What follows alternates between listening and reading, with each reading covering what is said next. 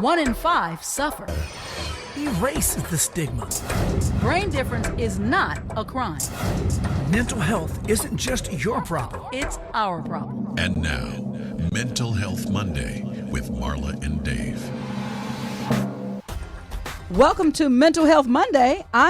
I'm first. Yes, I was going to wait till you'd notice that. I just allowed you to do it today. You did it. Good job, sweetie. I thought maybe I had jet lag. Anyway, I'm Welcome Marla. to Mental Health Mondays. That's Marla and I'm Dave, and we are going to have a great show for you today. And as always, I'd like to remind everybody that the show is brought to you by NAMI San Fernando Valley and Loving Beyond Reason. Yes. And it is our mission in this life to share, break stigmas, break the silence and erase the stigma of mental health. And we're happy to bring you this show as an effort to do just that. Yes, our guest today is Mr. Dave Stairs.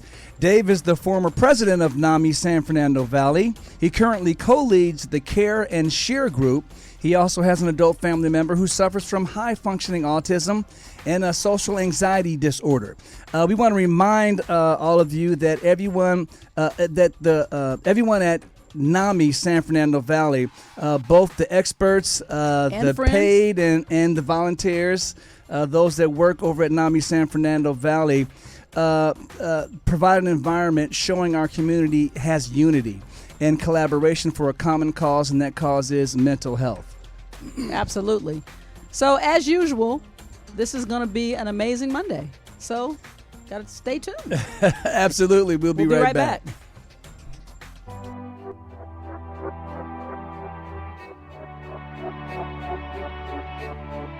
Help someone who is struggling by supporting the National Alliance on Mental Illness and be a part of the NAMI effect. Hope starts with you. Hey guys, listen up. Learn something. All right, Dave, welcome to the show, Mental Health Mondays. Thank Look you, at there, guys. you got So that I want you to nice pull applause. this mic right up to your mouth. There you go. So we want to be Absolutely. sure everybody hears what you have to say. So So like you guys do, right? right, exactly. Exactly. Hopefully we're setting a good So example. before we even start, this could be very tricky for me because I'm smashed between Dave times two. So Yes. do you prefer to be called Dave? Am I going to call you DS? I'm going to give you a nickname, or am I going to hip hop you out? What's going to happen around here? Whatever works for you, Marla, will be fine. We really are glad that you came to join us. We really are. Absolutely. So let's just jump right in. Tell us about you have a child, an adult child that has some brain differences. That's what we like to call them around here. Yes. Because we don't like negative labeling. So that being said, there was some problem at the beginning in finding a single correct diagnosis. Is that what I understand? That's correct. And I think that that's a very common experience for Exactly. most of us. Yeah. So in our case, we really sought to find help, like most NAMI members. Mm-hmm. And it took us literally years. And Wow. I think the example I gave was 10 different therapists, 10 different diagnoses. Right. And so it leaves you spinning and you really have no idea what you're dealing with. So now how did you get to a diagnosis that you felt comfortable with that seemed to reflect the things that you were experiencing with your child? Time. It really took a tremendous amount of time and just evolution over probably a 15-year period. So it was a very, very long process, a lot of trial and error, but today I think we're comfortable with the diagnosis, and so we have learned to try and adjust and adapt to that. So I have a question that I think a lot of parents, who tune in, because this is, for a parent, it's a different kind of struggle. It's not a relationship that you generally can say, there's the sense of responsibility is enormous, and Dave and I face that.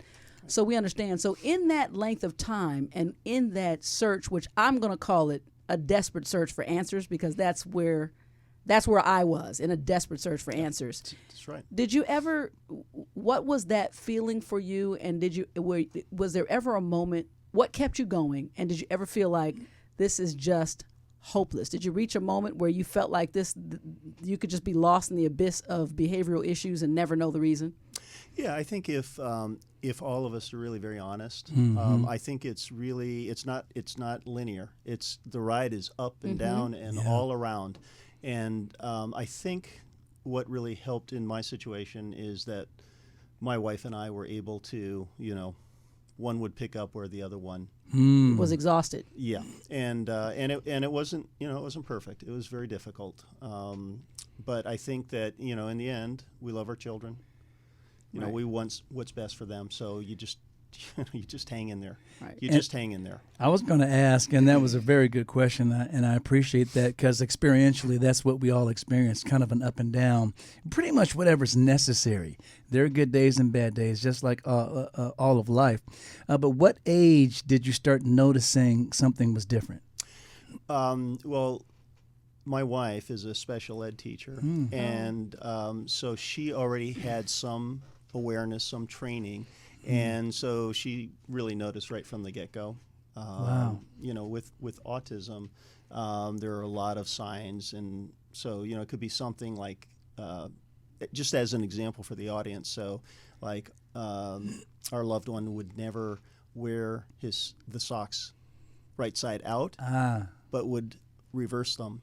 So the outside was, the inside was out, and the reason for that was because how the threads in the toes. Yeah. It's uncomfortable and just Irritating, right? Things that we wouldn't even think to. Wouldn't think twice about it. Right. So my wife was aware early on, but to your question, Dave, I think where it really started to exhibit itself was I'd say about junior year of high school.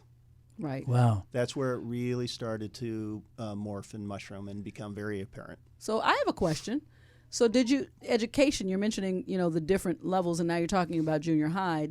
Did your loved one stay on a normal school path, or did you try to, divert and get them into, a special ed type situation or a special care education? Or in other words, did they matriculate with the regular school program until a certain point? Well, so graduated from high school. Right. And about, I would say, let's see, with COVID, I've lost track of time. But about a year ago, graduated from CSUN.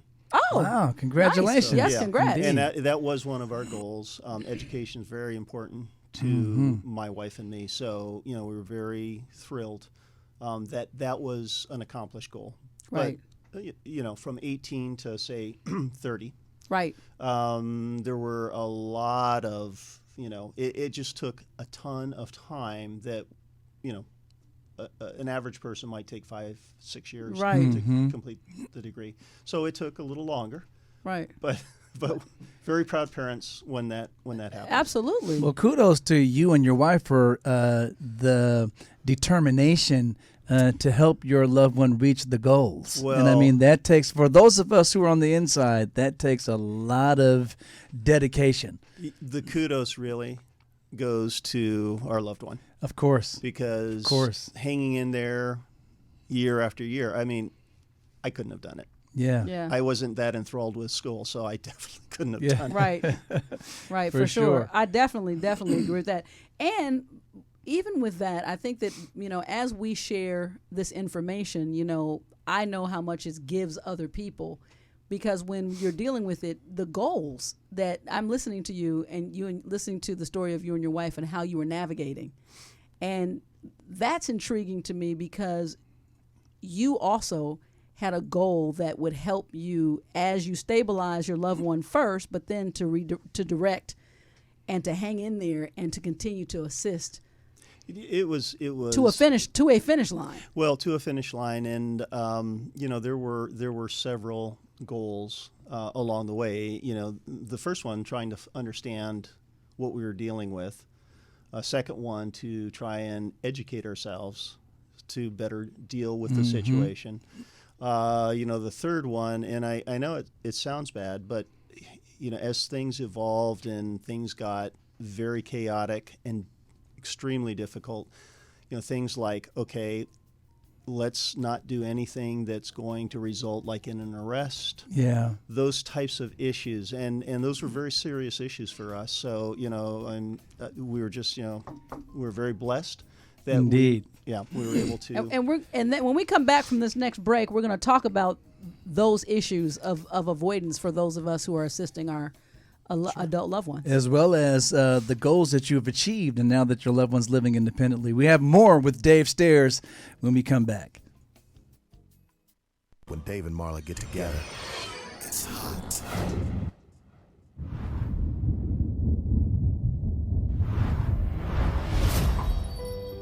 You may not realize it, but these words, often used to describe someone with a mental health condition, can be very harmful. In a country where 1 in 5 people are affected by a mental health condition, it's time for all of us to step up and change the conversation.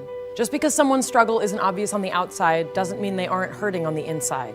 We need to see the person, not the condition. Join with me, pledge to be stigma-free.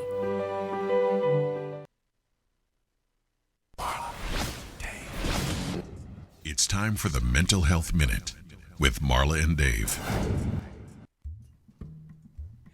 All right, over the next 3 episodes, we're going to feature 31 things you can do to boost your mental health in our efforts to support mental wellness. Number 1, track gratitude and achievement with a journal. Include 3 things you were grateful for and 3 things you were able to accomplish each day, according to Mental Health America. Start your day with a cup of coffee. Coffee consumption is linked to lower rates of depression. If you can't drink coffee because of caffeine, try another good-for-you drink like green tea. Number 3, set up a getaway. It could be camping with friends or a trip to the tropics. The very act of planning a vacation and having something to look forward to can boost your overall happiness for up to 8 weeks. Dave, I'll take the next 3. How about number 4, work your strengths. Do something that you're good at to build self-confidence and then tackle a tougher task. Number 5, keep it cool for a good night's sleep. The optimal temperature, for those who may be wondering, for sleep is between 60 and 67 degrees Fahrenheit. And 6, Martin Luther King Jr. gave us this quote: "You don't have to see the whole staircase, just take the first step." Think of something in your life that you want to improve and take a step in the right direction. Number 7, experiment with the new recipe. Write a poem or paint. Creative expression and overall well-being are linked. Number 8, show some love to someone in your life. Close quality relationships are a key for a happy and healthy life. Number 9, boost brain power by treating yourself to a couple pieces of dark chocolate every few days. The flavonoids, actually, caffeine and theobromine in chocolate, are thought to work together to improve alertness and mental skills. There you go. Number 10, there is no greater agony than bearing an untold story inside of you, according to Maya Angelou. If you have personal experience with mental illness or recovery, share on your social media with the hashtag mental illness feels like, and go ahead and tell us about it. This message has been brought to you by NAMI San Fernando Valley and Loving Beyond Reason. David is a thinker. I never do anything without thinking about it first. Marla is a feeler. I basically wear my personality on my sleeve. But when Marla and Dave get together, it's like a match dancing with a firecracker. So when we left last word, you were talking to us about the steps, the goals, and we were talking about what you were doing to be able. You and your wife were helping to get your loved one to a particular place. So I want you to continue with that information. So I think, over, say, a 15-year period, finally over the past year or so, I feel, and I think my wife would agree, that we have gotten to a place that's a much better place for our family. Our loved one lives independently. Wow. And actually, for the most part, I think is doing really well. Although when COVID hit, it's really made it, for like so many people, extremely difficult because of the isolation, and that's a real problem.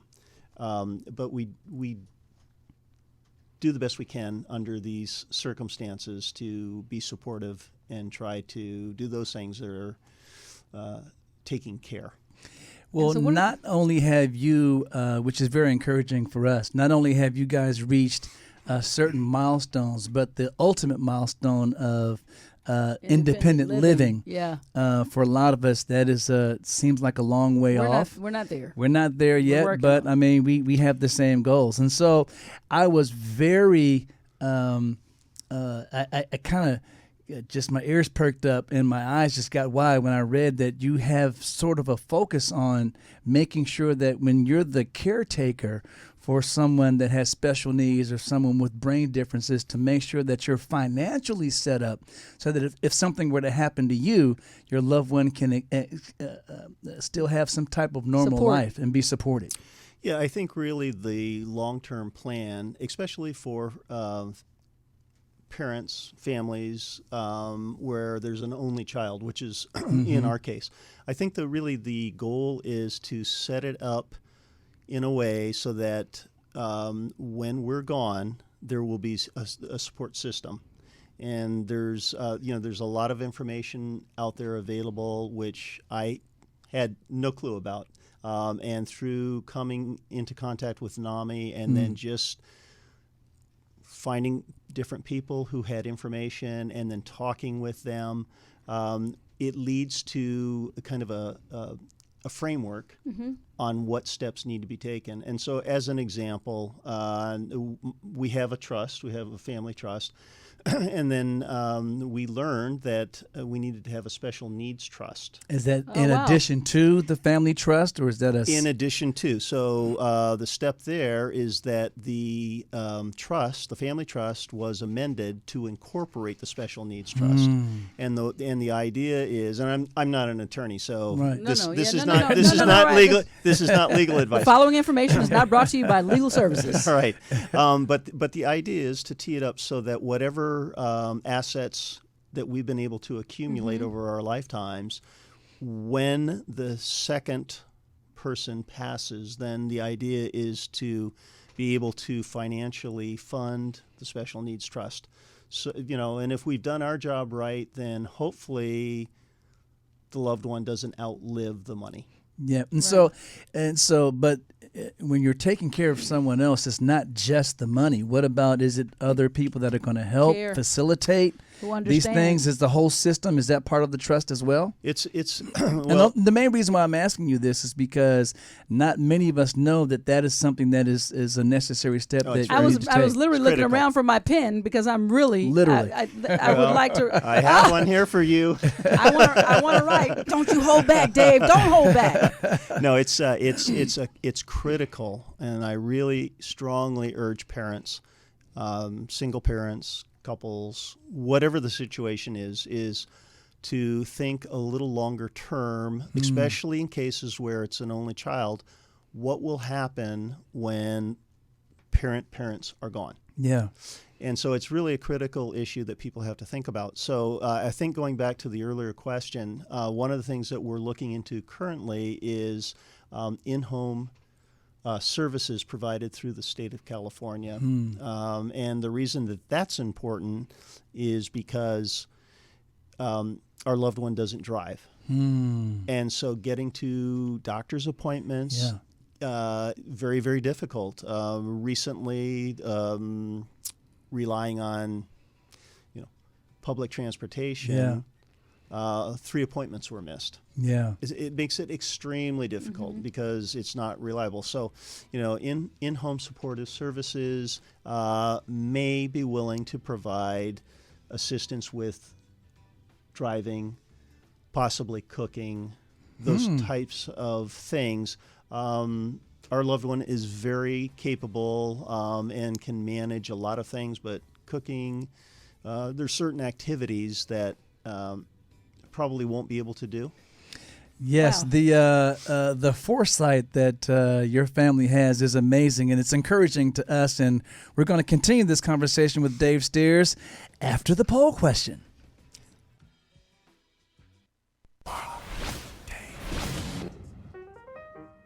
All right, the super fun music lets us know that, like I said, it's time for the poll question. Plus, I'm dancing a jig. That tells you something, Marla, too. why don't you bring us up to speed from last week?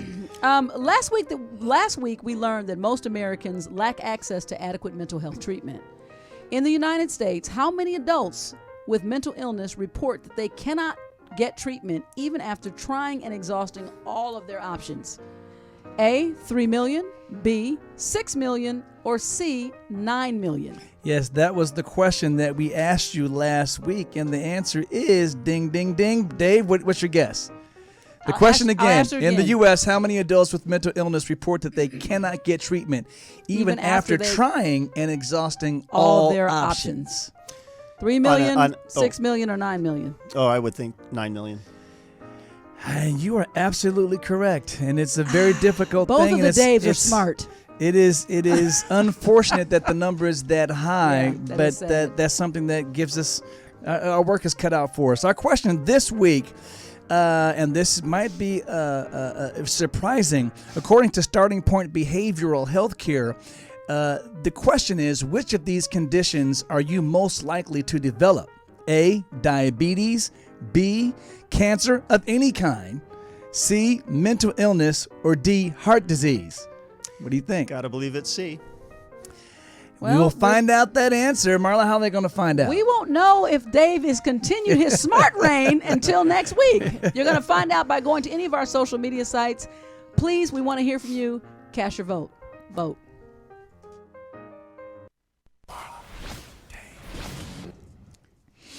All right, and we are back. So now let's turn our focus a little bit to how you were introduced to NAMI.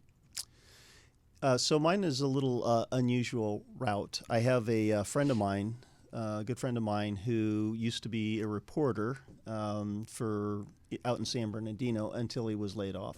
But while he was working, I reached out to him one day because some things that had occurred within the family, and I reached out to him. I was desperate, and he was great.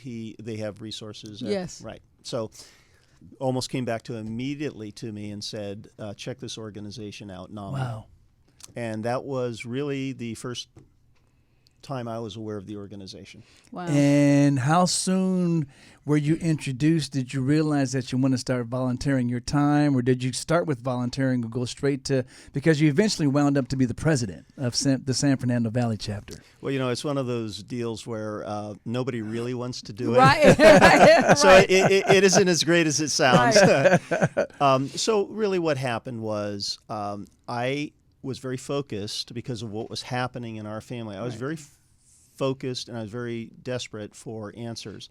And so, when you first are introduced to mental illness and, or a brain disorder, you're really hit and spun. You really, really don't have any knowledge or awareness where you're going to go to unless you've already previously experienced it, in your family when you were, the family you're born into.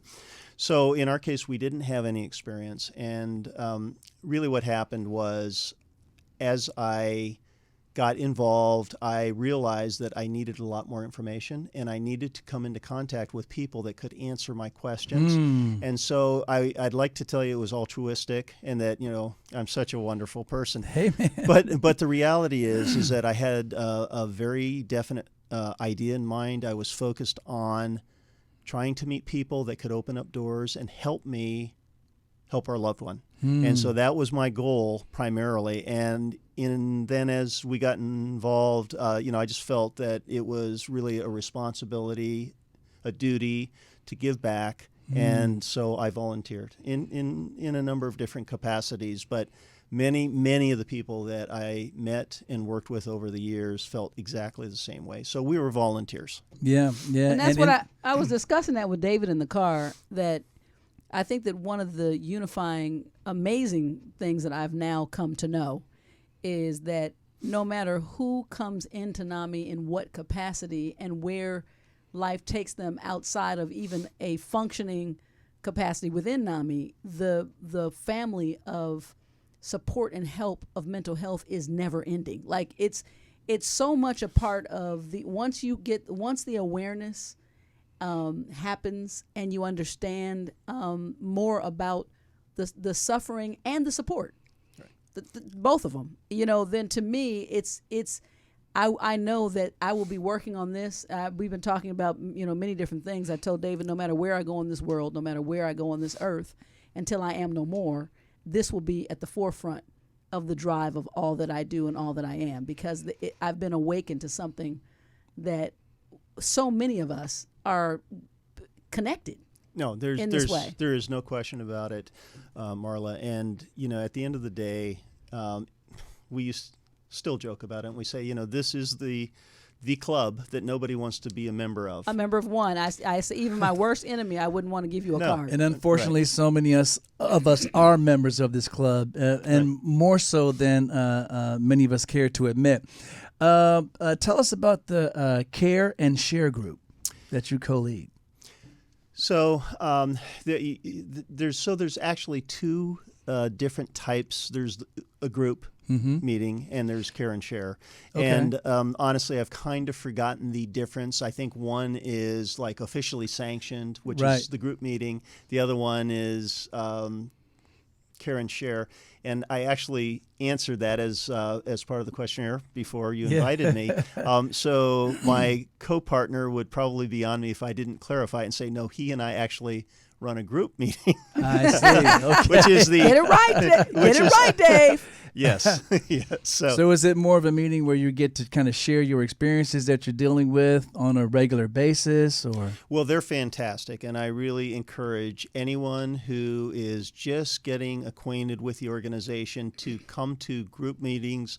It's on the NAMI San Fernando Valley website, all the locations, the times, and I would encourage people not to just go to one, but to go around and find a group where they feel comfortable. And the idea really is to bring people in, let them share their stories, let them know that they're not alone, that other people have very similar experiences, and then the idea is to try and help direct as best we can and provide information that they can use to go on their journey. Absolutely. You about to say something, Marla? No, I was in total agreement. I said I think that's one of the, I think that isolation, even for those of us who love and support, is the one thing that has to be corrected. You do feel very alone. You do. And I think it always helps to realize that you're not alone and that there are resources out there. And one of the things that I enjoy about our group is my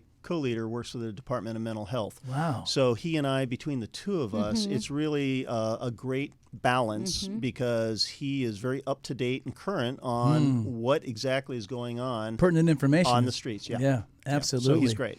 Yeah, And for sure. we benefited from support groups over at NAMI San Fernando Valley. That's part of what sparked our partnership.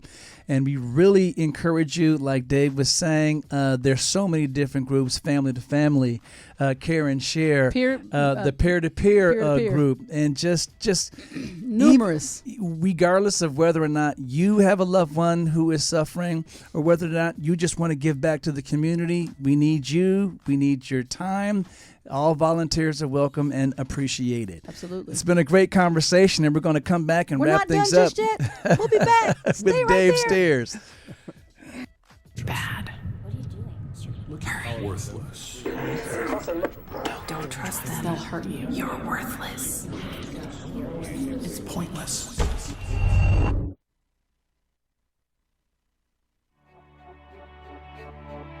When the pain of schizophrenia meets hope, everything can change. Help someone who is struggling by supporting the National Alliance on Mental Illness and be a part of the NAMI effect. Hope starts with you. It's raw, real, and unfiltered. Well, it always goes by. Time flies when you're having fun. There's so many. We always extend the invitation because there's so many guests that we really know there's much more that we would like for you to be able to share. So we would, in the future, we want to invite you back. But also I want to say it's almost not fair because today I feel like a student. You've given me some valuable information, and I'm sweet. very sweet. very appreciative. And you gave me a pen, and I'm not giving it back. A lot of us know about the trust, our family trust, and the way to take care of your family business and to protect your assets. We've been educated today on the Special Needs Trust, and that's something that we are definitely going to look into. We thank Mr. David Stairs. I just would like to thank both of you for inviting me to allowing me to share some time with you. Thank you. Absolutely. Thank you, and congratulations to your loved one, college graduate. That's awesome. And living Tony, independently. can we get some claps? Yeah, there you go. That's a milestone. Congratulations. Absolutely. Thank you.